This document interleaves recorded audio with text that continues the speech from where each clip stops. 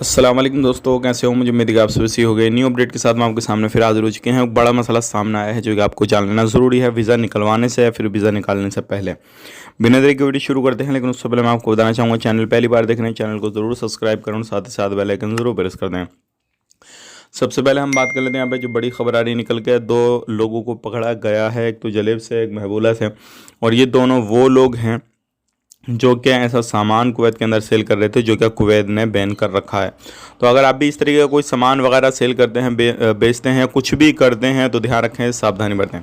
बात कर लेते हैं अगली खबर की तरफ। जो अगली खबर आ रही निकल के काफ़ी बड़ी है ये भी, और ये है सीरियन बंदे के हवाले से। उसने एक वीज़ा निकलवाया जो कि अभी वहाँ का विजिट वीज़ा ओपन नहीं है, बंद कर रखा है। और वीज़ा पे जो है सिग्नेचर वगैरह चाहिए होते हैं मिनिस्टर के, और सिग्नेचर वगैरह सारा कुछ जो है था। वीज़ा निकला, उस बंदे को पकड़ा जिस बंदे का वीज़ा था। उसके बाद में उससे पूछताछ वगैरह हो रही है, भाई सिग्नेचर कहाँ से हुए, कैसे हुए, किस बंदे ने सिग्नेचर करे हैं।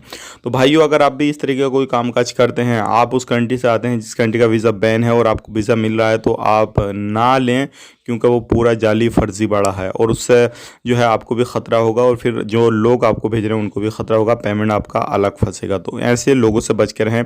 अब उस बंदे की तलाश है जिसने उस पर वीज़ा पे जाली सिग्नेचर किए थे मिनिस्टर के, और जो है वीज़ा कहाँ से निकाला, कैसे हुआ, क्या नहीं हुआ, वो सारी जानकारी की अब तलाश की जा रही है।